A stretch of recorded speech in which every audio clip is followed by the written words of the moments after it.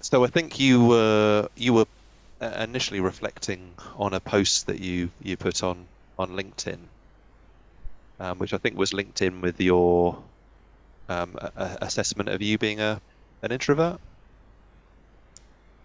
Yes. What was the basis of what was the basic structure of that post? So I said I'm an introvert, but I'm also a public speaker, a workshop facilitator, and some other stuff, a leader or something along those lines. Um, and in my head, or in sort of the way that society tells me that an introvert should be, or what an introvert stereotype is, um, those two don't really go well together, or I shouldn't enjoy Seems to be a doing those discrepancy there things. Yeah, between your behavior and the assessment of you being an introvert. yeah, and so I like this. I think it's the Myers-Briggs definition of an introvert, which is that I gain energy or I recharge my batteries when I'm Yeah. alone, and having social interactions depletes my batteries. Whereas for an extrovert, you recharge your batteries by being with other people, and you deplete your batteries when you're alone, or your energy, or when you have to do concentrated work or whatever. Yeah. And so I do find that every now and then I'm peopled out. I'm done with humans for a bit, and I need to take a break. And when I have a day of intense social interaction, I tend to be very tired at the end of the day if that's the only thing I'm doing. Um, but I do also get a lot of joy and satisfaction out of um, having an interesting discussion with people, facilitating a successful workshop, giving a nice talk in public, meeting new interesting people like you mentioned, which was also the basis for me of writing that post, which was I just spent the weekend in Paris, met loads of interesting people. I I recharge different batteries. Again, these different levels of these different types of energy that we talked about, right? Yeah. Um, so I felt like I was in a better mood coming back, even though I was very tired physically after it, but I was in a better mood after it.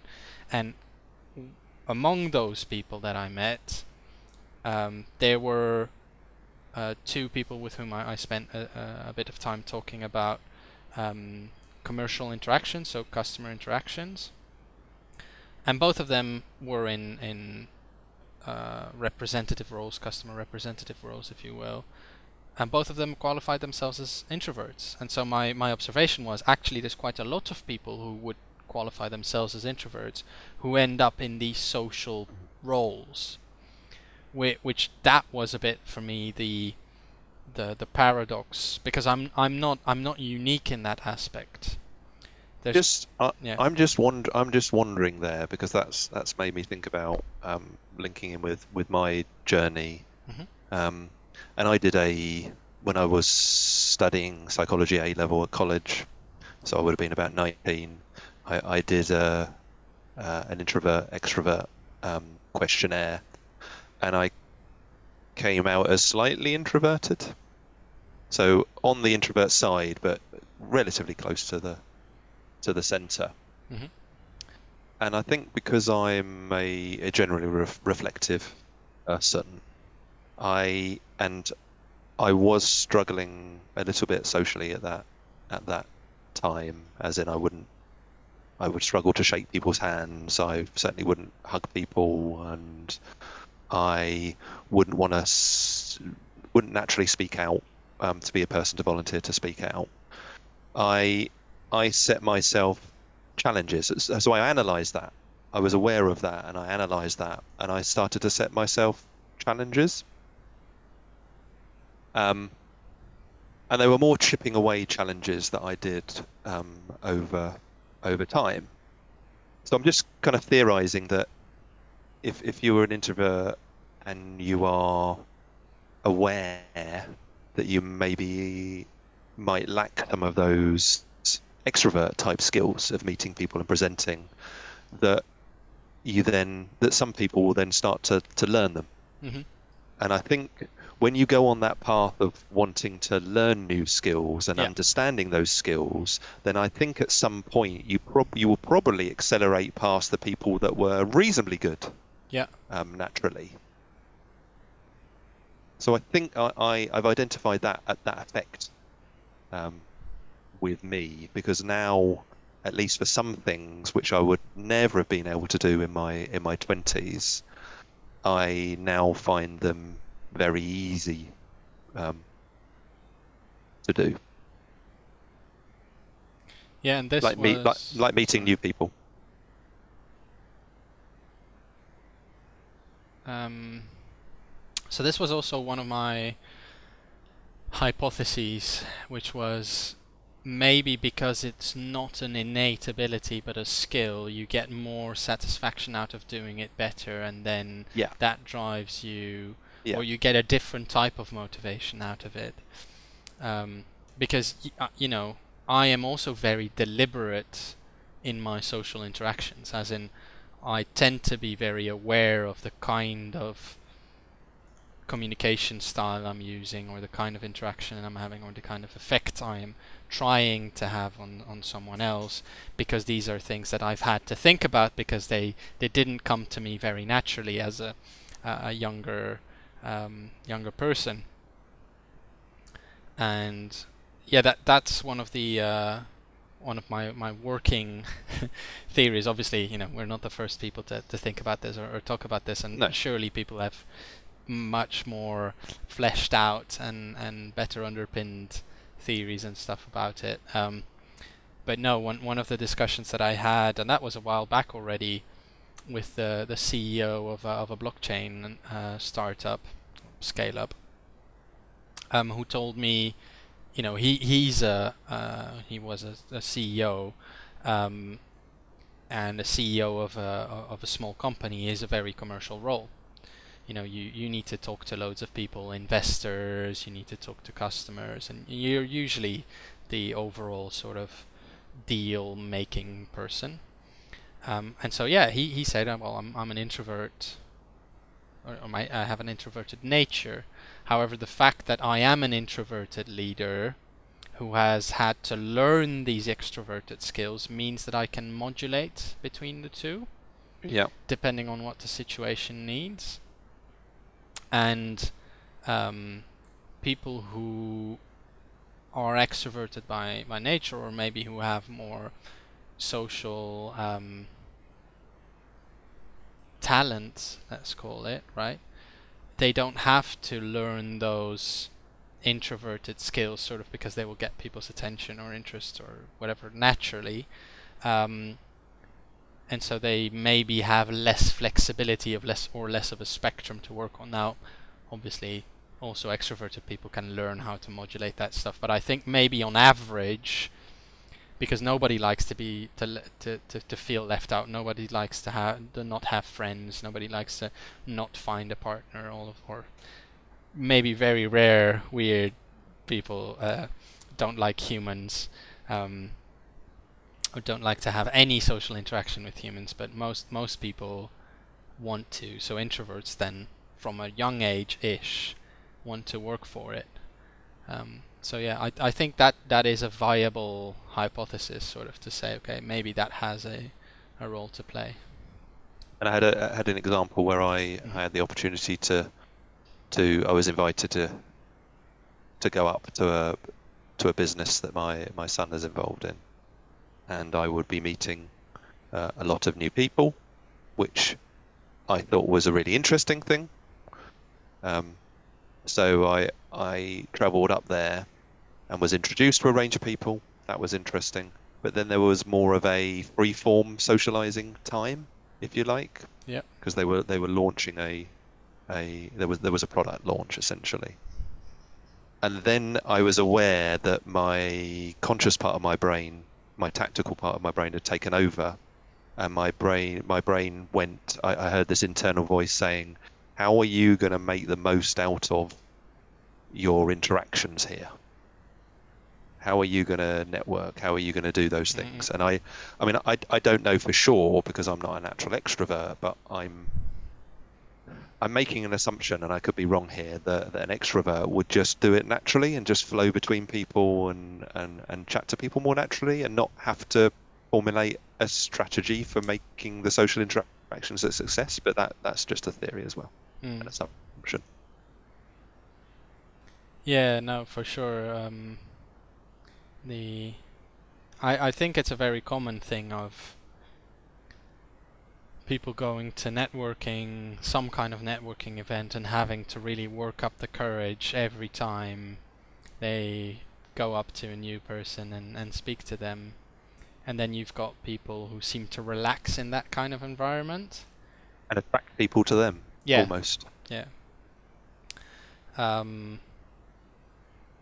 so yeah, it's interesting because, like I said, I do get a lot of satisfaction out of these things um, when I feel like I'm doing them well.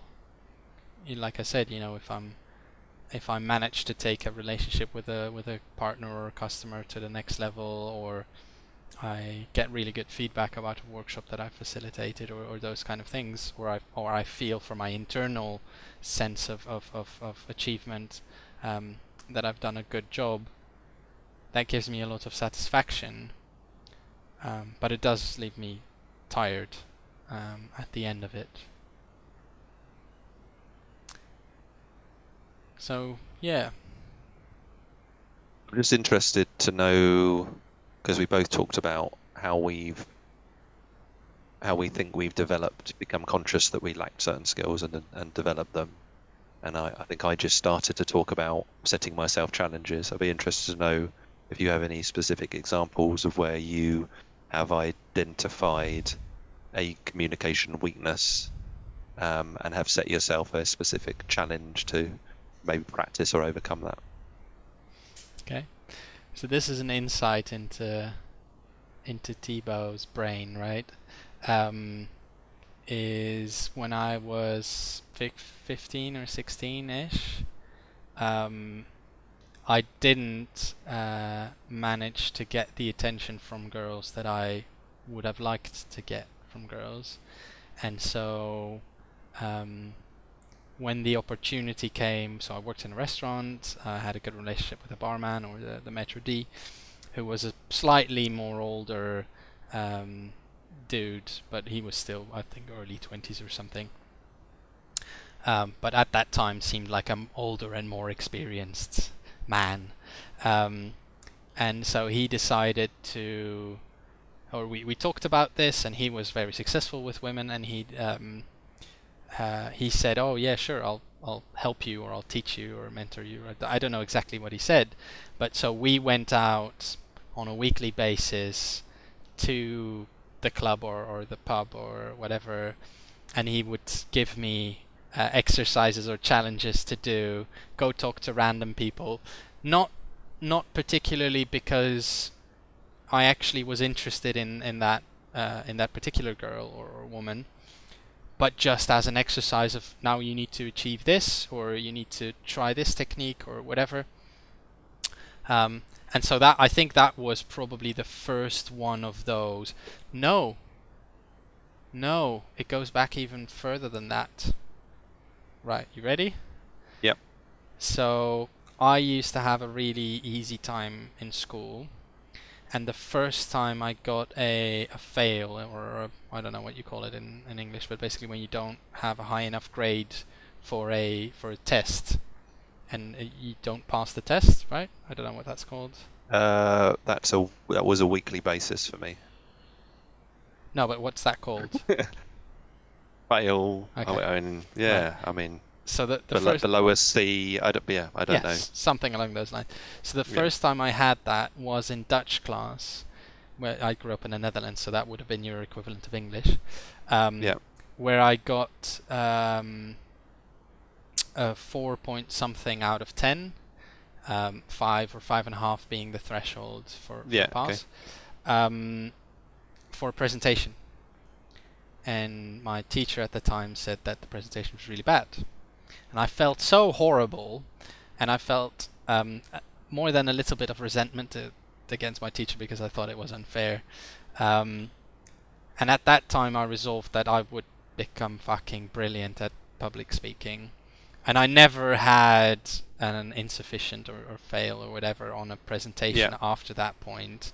And by the time I was done with high school, the Dutch teacher was using my presentation notes and the way I presented as an example for the rest of the class. So I think there was this, I have this gap in my skill set in social interactions, which was in public speaking or talking to strangers or flirting, you know.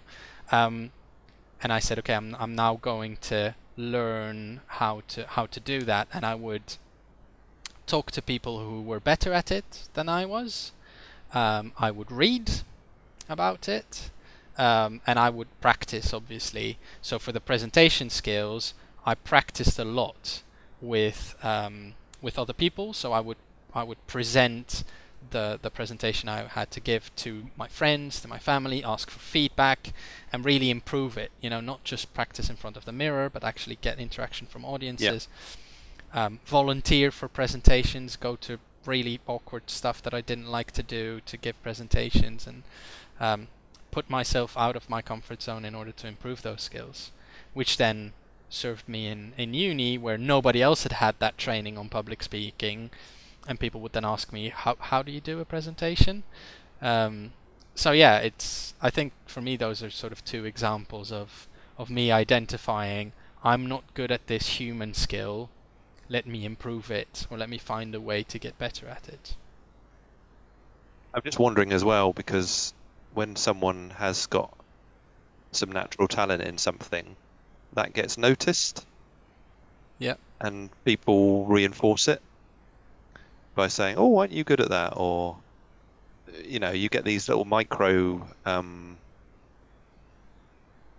positive reinforcements, and I think that also makes people happy, so they're potentially going to get better and better at it as well. So I mean, maybe people don't have as big an innate advantage as we might think, and some of these skills are being improved to a certain extent through these micro praises, if you like, because you're better than the people you're with relative to the people you're with. Okay, so here's something interesting, because and this leads me back to a podcast that I listened to about gender equality and how to do that from a young age, how to make sure that kids from a young age have less gender stereotypes. Yep. And the researchers that did this research and then tested it in schools, etc. They said, or maybe I'm mixing up two things now, but anyway, they said that if you reinforce something in someone that they haven't had to work hard for, your compliment doesn't work. So if you keep telling pretty girls, that they're pretty, it doesn't do anything for them. And if you keep telling an athletic boy, right, who's really good at soccer or something, football, that he's such a fast runner or something, it does nothing. But if you tell the pretty girl, oh my god, you're so fast at running, because she's maybe had to work a lot to be fast. I'm stereotyping, but this was just an example, right? Or if you told the boy, oh, I really like the outfit you chose today, right? Then you're reinforcing something that's going to have a much bigger impact on linking them. it with choice and effort that someone has made. So if you're complimenting me on something that costs me no effort, that compliment has less impact. Less of an impact. Feedback has less impact on me. Or even, in the worst case, it will have a negative impact on me, to say, well, I'm not just this athletic guy, or I'm not just this pretty girl. Why don't you see all these other things that I am as well? Yes. And so if you tell me, oh my god, you're such an eloquent speaker, I will take that compliment. Well, nowadays it has a bit less of an impact, but you know, when I was 18 or 20 something, 22, you would have told me, oh, you're such an eloquent public speaker, then I would have really, really taken that compliment to heart because I've had to work so hard to get there. Yeah. Right?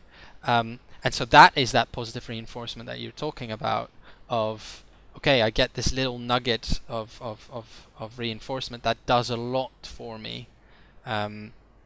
Whereas, if you tell me, oh, you've got nice eyes, great, I didn't do anything to have nice eyes, but thanks anyway.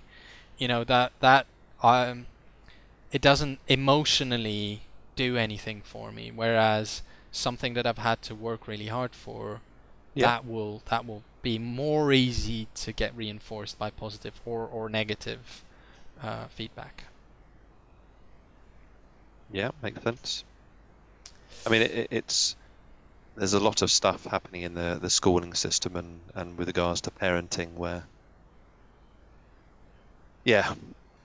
reinforcing some of these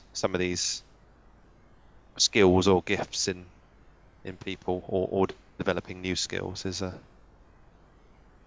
not convinced how well that's being done sometimes, especially in the schooling system. Yeah, no. That's a completely different topic. It is. We won't stray into that this time. No, because what I found is, and there's some similarities to you, but I think I suspect you've had a bit of a quicker cycle with regards to this than me. I was aware that I had gap, if you like, skill gaps, and I'm still aware that I have because I want to continue to learn. So I would then almost consciously store that somewhere as I need to work on this, which means that when a similar situation comes up, it seems to trigger that most of the time, and I'm at least become aware of it again, which I think increases the chance that I will take some sort of action and therefore improve the thing that I'm not so good at. But what I did, similar to you, because I wasn't very good at public speaking or when I would do workshops where you'd have a presenter and they'd say, out of your groups, who would like to be the person that presents in your group? I would never volunteer, but then I started to think, well, I want to get better at this. So then I would volunteer sometimes, or I'd wait and then I'd volunteer. And then then I would volunteer all the time. That was the next stage, and I would always be doing it. And now I've started to not volunteer again. Because you want to leave room for... I want to leave room for other people that are on the same journey that I was on, for them to have a chance to improve. And it's interesting. And I will wait. And if no one else volunteers, which is still relatively common, I will wait a certain amount of time and then I will go, okay, then I'll do it. Or I might nudge someone else. Someone else to do it. So that was certainly one area in which I've done that. I think the sort of main theme here is that, at least between the both of us, right, is that we are very deliberate about these things, which is all based on this, I wouldn't say necessarily self-awareness, but at least self-reflection and formulating a hypothesis of I can improve in this area, and then taking action on it. Which and again, I'm careful to try and not reinforce some of those introvert extrovert stereotypes and stuff, because obviously it's a spectrum and all of those things. But much more complicated than that, obviously. But yeah. From what I understand from reading theories and stuff about it, it is much more common for more introverted types to do more of that self-analysis. Okay. So that might be another factor, contributing factor at least, that we both have, is this introspection and then action on self-improvement. So random thought here, right? Is there a thing that you're naturally good at that you're really not motivated to improve?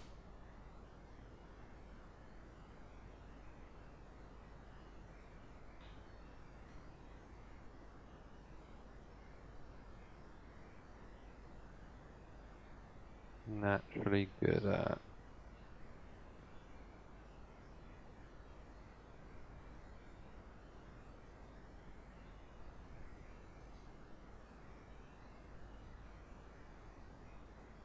I mean, I can't. Nothing pop into mind at the moment. I can grow a really good beard, but that's more natural than skill based, I think. Mm. Um, I think I've got one, what's that?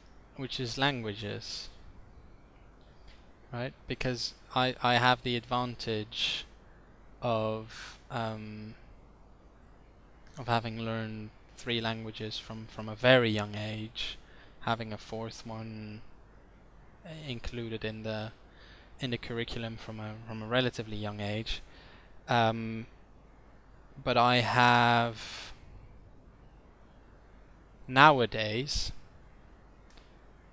wasn't necessarily true when I was younger, but nowadays a limited motivation span to learn a new language intrinsically. Um, Whereas I think pretty much anything else, if I just set myself a challenge of, oh, I want to become better at this up to a certain level, then that's motivation enough in and of itself, if you will. It's interesting because in contrast to that, I think I'm really naturally bad at languages, and I have no motivation to learn anymore. Maybe it's a bad example then, I don't know.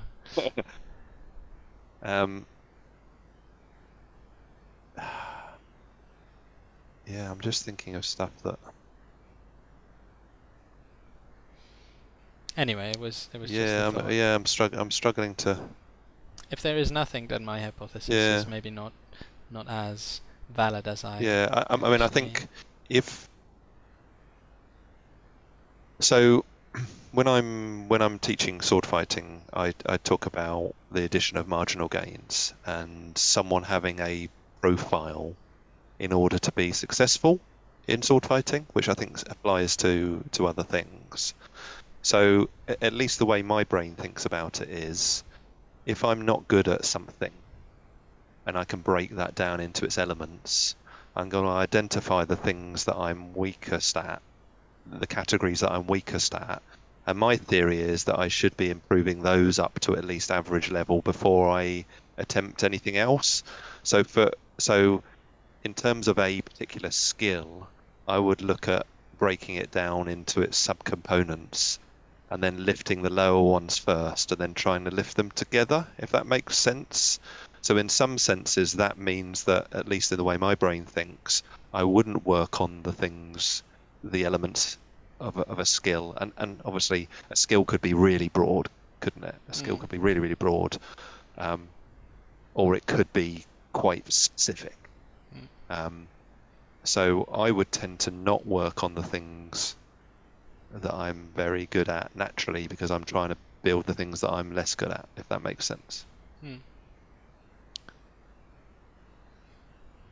Okay. Any closing thoughts from this?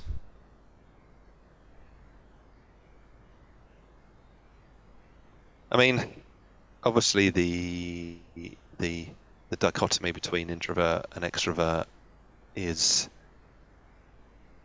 it's quite an easy theory to understand, and you can classify yourself quite quickly with just one online test that gives you a score.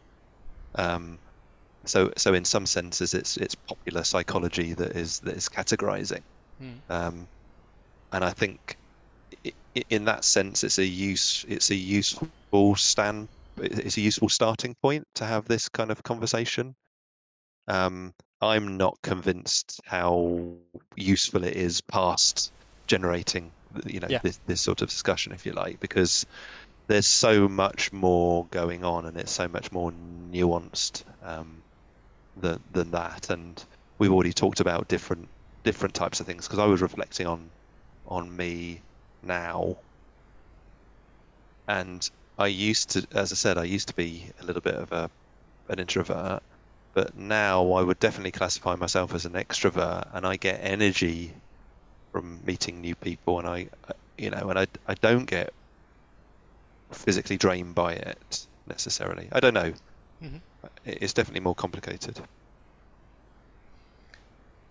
Yeah. No, I agree. I think the terminology has limited use, but I still think it's an interesting phenomenon to say that you've got all these people that qualify themselves, classify themselves as not having an easy time or a naturally Yeah, easy time having social interactions, yeah, to end up in these positions or in these roles where you need to have a lot of social interaction. yeah, yeah.